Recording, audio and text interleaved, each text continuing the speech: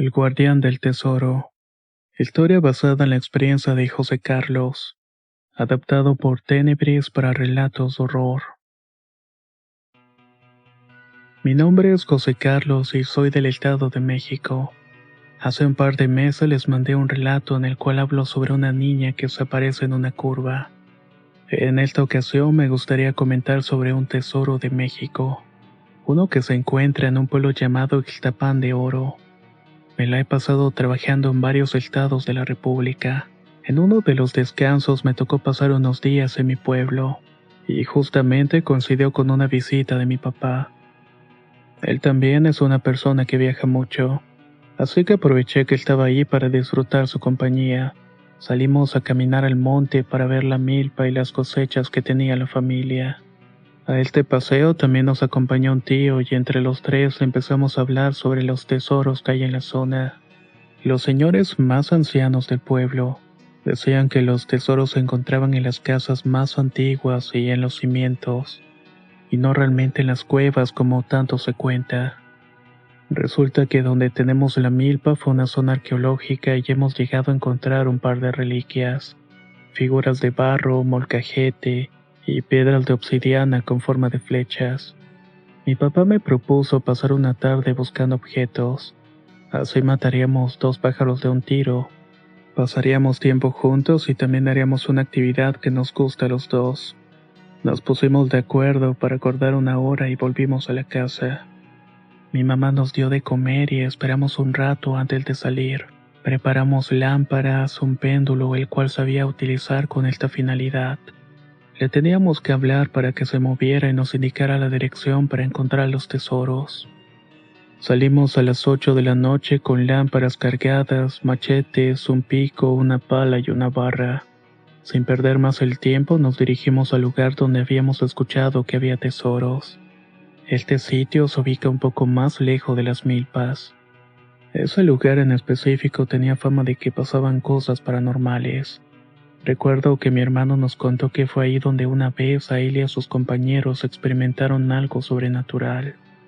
Él me contó que mientras estaba escarbando escuchó que de las hierbas venía alguien. Uno de los amigos le aventó una piedra y ésta lo atravesó. Se asustaron tanto que se fueron corriendo de ese sitio. En fin, mi papá, mi tío y yo salimos hacia ese rumbo. Cuando estuvimos cerca, mi tío comenzó a hablarle al péndulo para que nos indicara el lugar para escarbar. Pusimos un rosario y una veladora. Algo que hacíamos como tradición cada vez que buscábamos tesoros. Estuvimos escarbando un buen rato, pero terminamos porque no pudimos sacar una piedra. Se hizo de día y preferimos tapar el agujero. Esto es algo que siempre se debe hacer. Se dice que si escarbas y dejas el hoyo así, puedes ver o escuchar cosas. En fin, no tuvimos éxito en la búsqueda, pero no hubo problemas. De cualquier manera, el propósito era pasar un buen rato con mi padre y eso sí se cumplió. Pocos días después, mi papá tuvo una salida por su trabajo y se llevó a mi tío. Yo me quedé con uno de mis sobrinos al que prefiero dejar en el anonimato. El caso es que tanto mi sobrino y yo salimos a buscar mangos.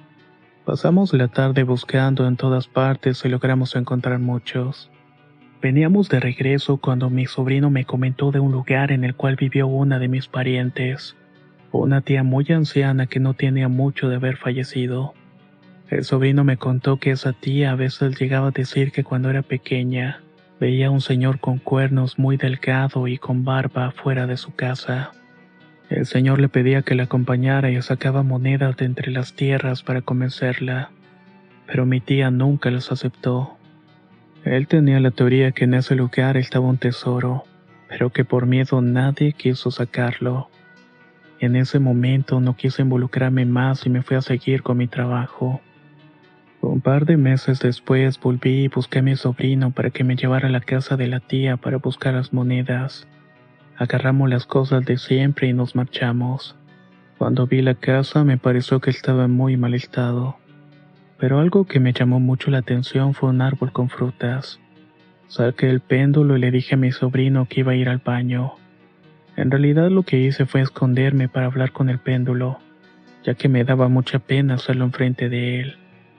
Hice las preguntas necesarias y me guió hasta una piedra marcada cerca de este árbol. Empecé a escarbar y ahí encontré restos de barro de algunos vasos y platos. Realmente se veían muy antiguos. Para mí esta fue una muy buena señal porque se dice que estas vasijas guardaban sus pertenencias más valiosas. Yo estaba como poseído escarbando hasta que un ruido me sacó de onda. Era mi sobrino que venía corriendo entre la maleza. Le pregunté qué estaba pasando y me respondió que si no había escuchado nada. No escuché nada, le respondí. ¿Qué pasó? Hay un toro que bajó de la lomita de arriba. Está bufando como si estuviera muy enojado y quisiera pelear. Yo le seguí diciendo que no vi nada y a fin de cuentas qué importaba porque el terreno estaba alambrado. Entonces mi sobrino me hizo ver la realidad. Para que este toro hubiera llegado hasta ahí, tuvo que haber atravesado 2 cercas más. Eso me sorprendió, aunque de cualquier manera no me lo tomé tan en serio porque yo no vi ni escuché nada. Es en ese momento cuando escuché un ruido entre los árboles que parecía un viento muy fuerte. El viento parecía estar rodando como si fuera una avalancha. Al llegar hacia nosotros nos sacudió. Eso sí me dio miedo porque nunca había un viento que se moviera de esa manera. Mi sobrino estaba muy nervioso y lo vi temblar de miedo. Al preguntarle qué pasaba, me respondió que había visto al señor flaco con barba y cuernos. Me dijo que estaba detrás del árbol y yo quise ir para allá. Pero en ese momento también comencé a escuchar al toro. Mi sobrino me pidió que nos fuéramos de allí porque lo que estaba pasando no era normal. Y vaya que le hice caso. Mientras nos marchábamos pude escuchar cosas horribles detrás de nosotros, incluyendo ese bufido del toro enojado. Durante un tiempo evitamos hablar de este tema. Yo me fui a seguir mi empleo, pero mi sobrino estuvo escuchando al toro por varias noches más. Le conté a mi papá lo que vivimos y él me dijo que ir más allá de los maizales era peligroso, ya que hay guardianes que cuidan los tesoros. Hay ciertas partes que tienen cuidadores y sin duda ese toro era uno de estos. Créame que hasta la fecha no se me ha quitado mi afición para buscar tesoros, pero ya no he regresado a aquella zona. ¿Qué tal, comunidad? Espero que se encuentren de maravilla. Creo que hacer la labor de buscar tesoros enterrados es toda una aventura. Algunas personas corren con mucha suerte y encuentran cosas interesantes, pero algunas otras más pueden encontrar situaciones como estas. Si tú tuvieras la oportunidad de ir en búsqueda de algún tesoro, lo harías. Déjanos saber tu opinión en los comentarios. Soy Antonio de Relatos de Horror y nos escuchamos muy pronto.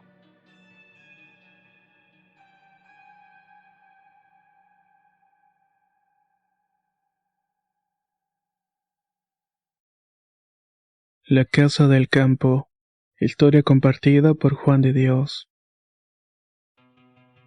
Era un día gris y lluvioso del mes de octubre.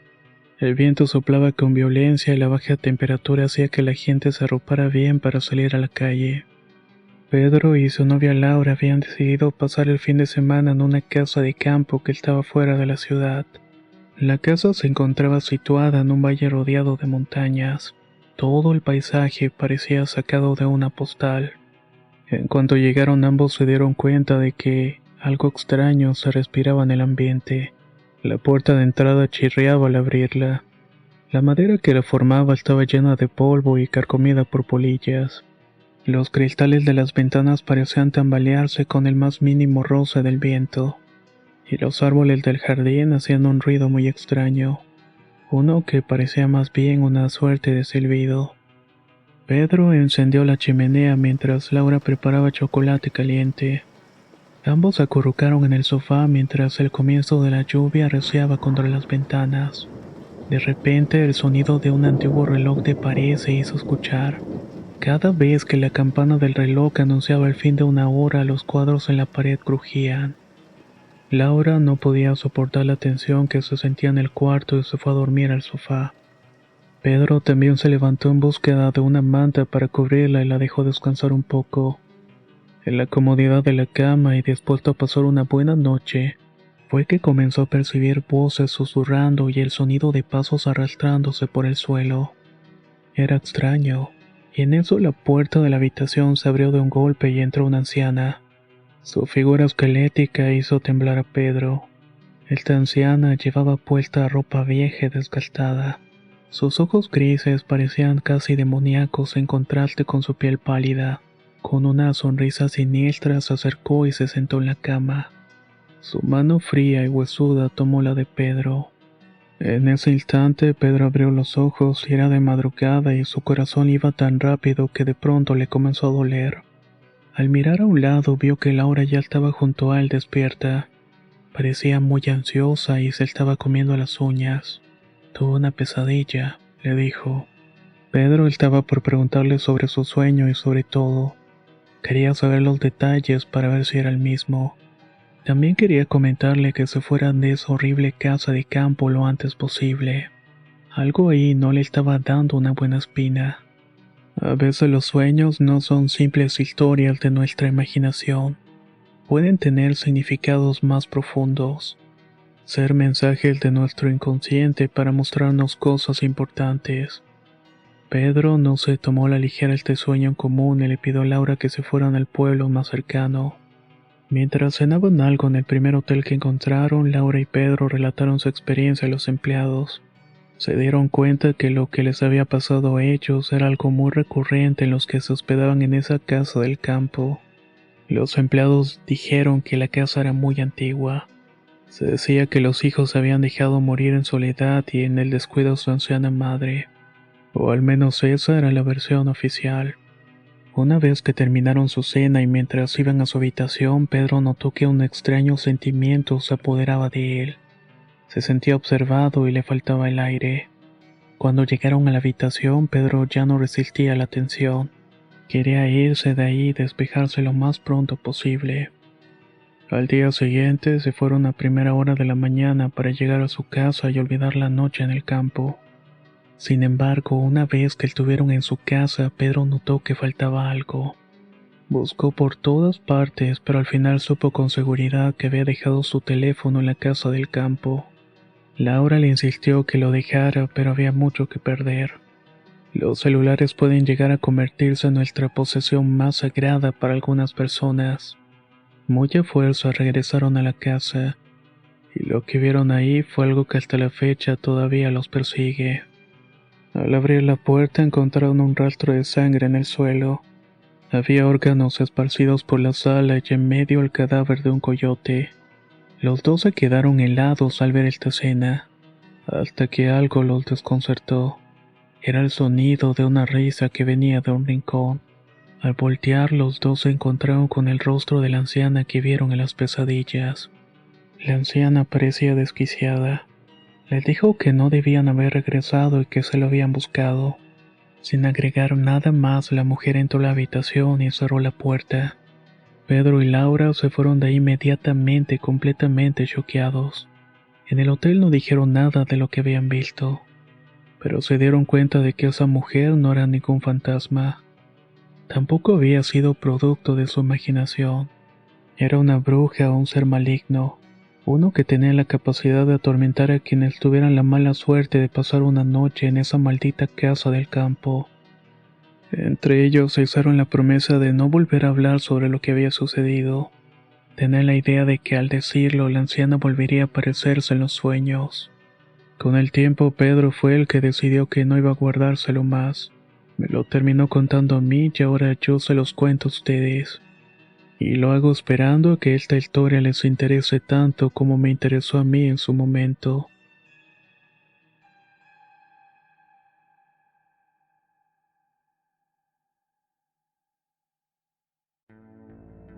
La muerte tiene permiso.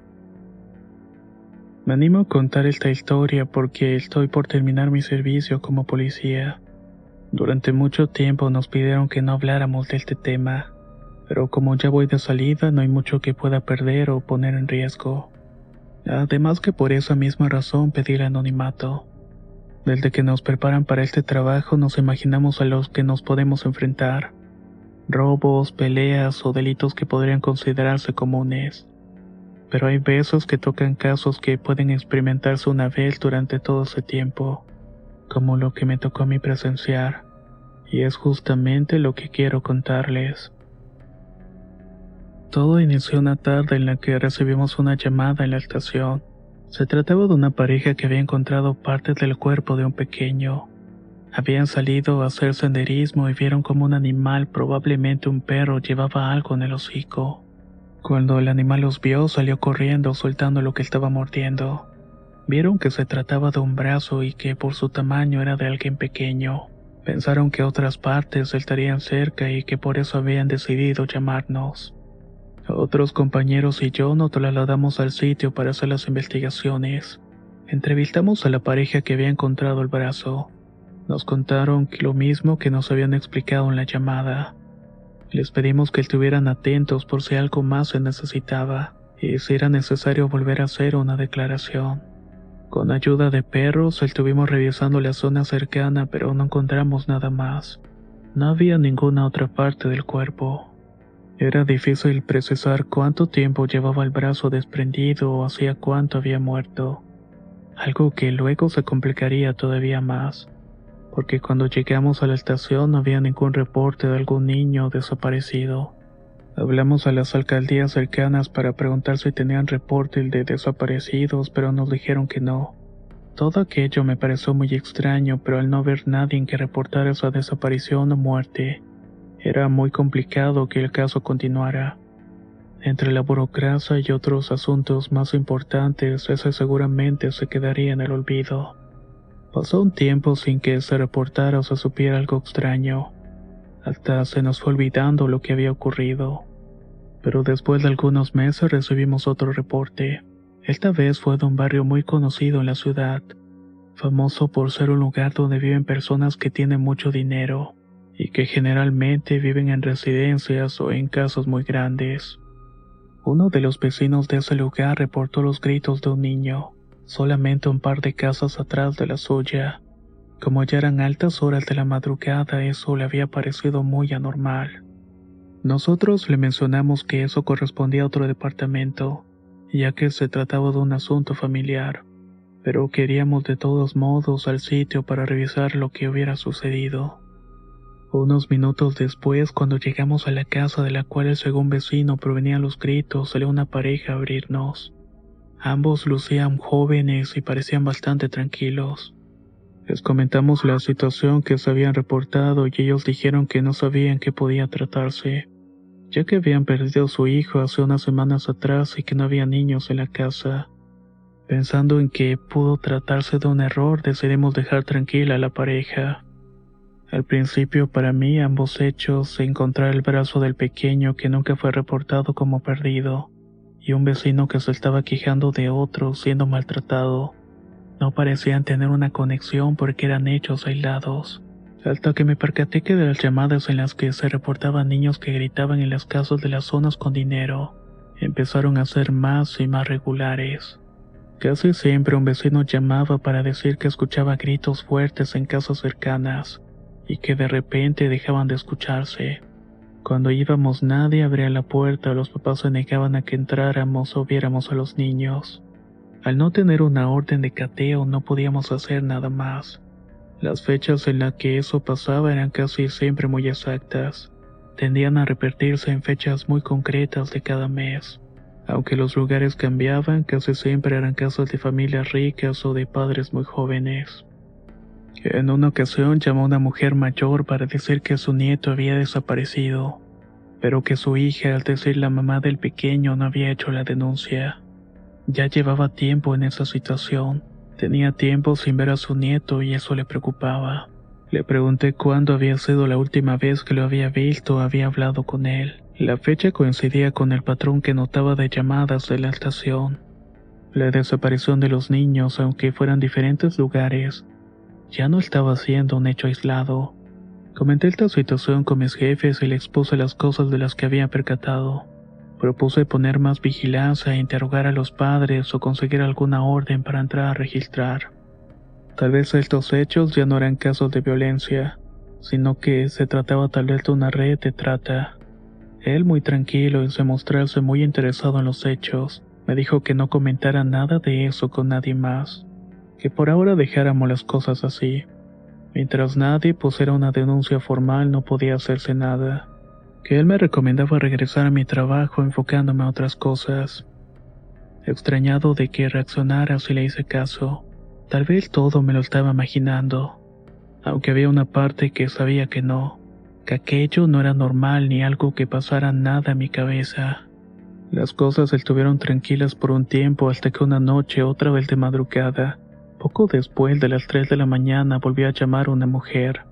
Hablaba para reportar que escuchaba gritos cerca de su casa, pero esta vez ya no era uno, sino varios pequeños que estaban gritando. Cuando pedí la dirección descubrí que era la misma que visitamos la primera vez, en donde nos dijeron que no había pequeños, donde supuestamente habían perdido al único que habían tenido. Con esta ya era la tercera vez que reportaban gritos en esa casa, pero en la denuncia anterior mi jefe no había querido que fuéramos a ver porque nos asignó a patrullar otra zona. Esta vez preferí no avisarle e ir a la casa a investigar para ver lo que estaba ocurriendo.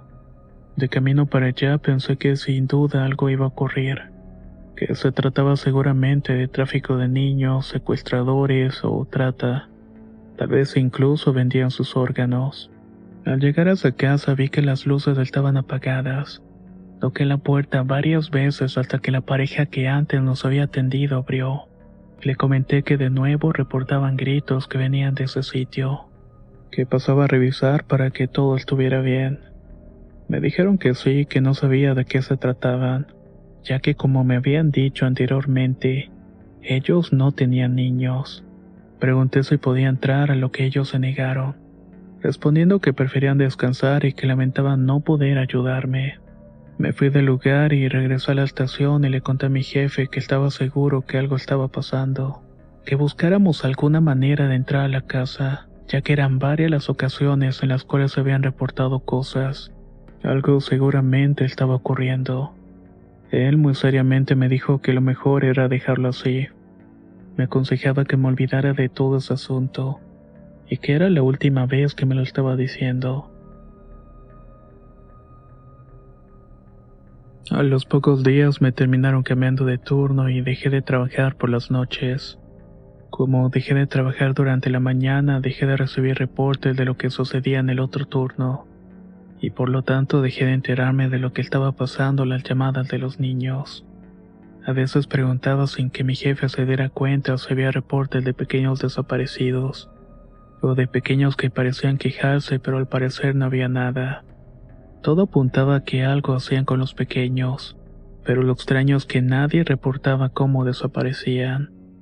En mis tiempos libres iba a algunas funerarias a preguntar si tenían registradas muertes de niños. Intenté investigar nombres, direcciones de los padres, pero no me podían dar nada si no era con una orden, cosa que yo definitivamente no tenía.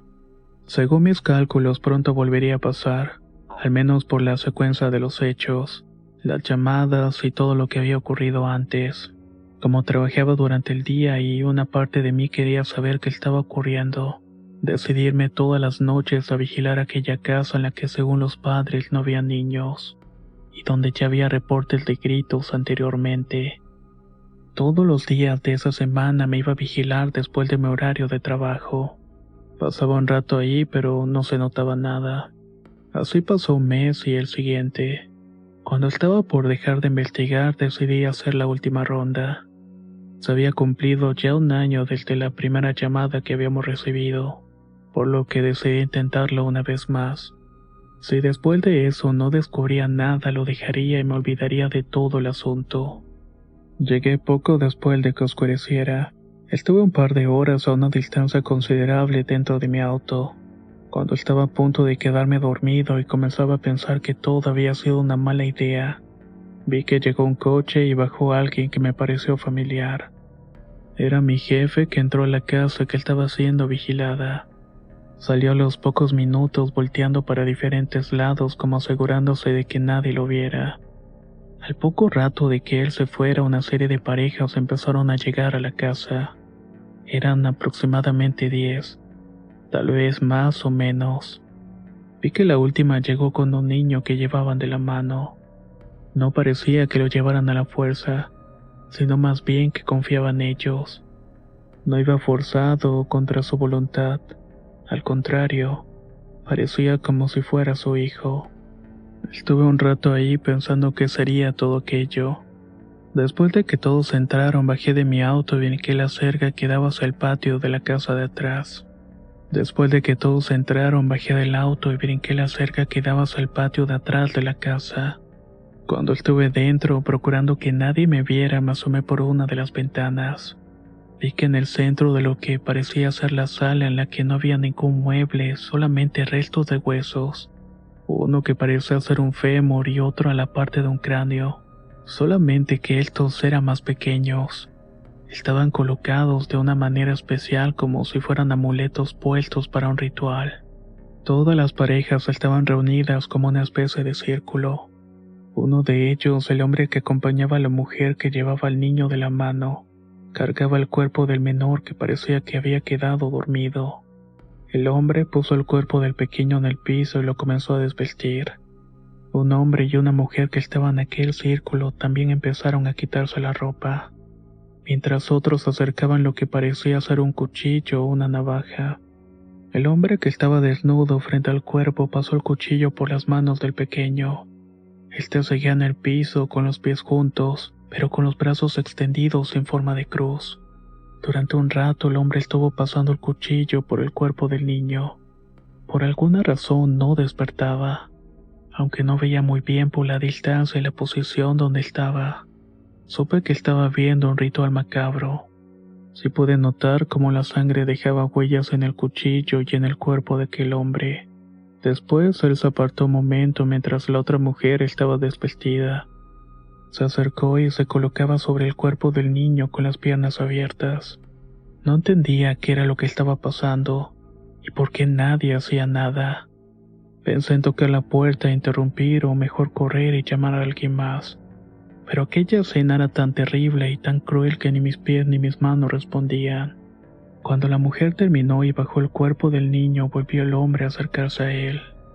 Ella hizo algo que provocó que el pequeño despertara, como si para lo que iba a suceder después fuera necesario que estuviera despierto. Fue ahí donde él empezó a gritar. Una fuerza dentro de mí no pudo continuar viendo aquello. Como pude, volví a brincar la cerca y regresé a mi auto. Estaba aturdido por ese espectáculo diabólico. Había visto cosas que no se pueden describir tan fácilmente, pero es algo que muy pocas personas sanas disfrutarían. Subí a mi coche sin saber qué hacer, si irme, esperar o entrar. Los gritos del niño seguían y coloqué la cabeza sobre el volante de mi coche. No sabía cómo reaccionar. Imaginé lo que estaban haciendo y que ni siquiera yo me atreví a mirar. Pero aquel niño ahora estaba viviendo y sufriendo aquello. De repente todo quedó en silencio. Después de un rato, como si algo hubiera incitado, todos los perros de esa zona comenzaron a ladrar y algunos a aullar.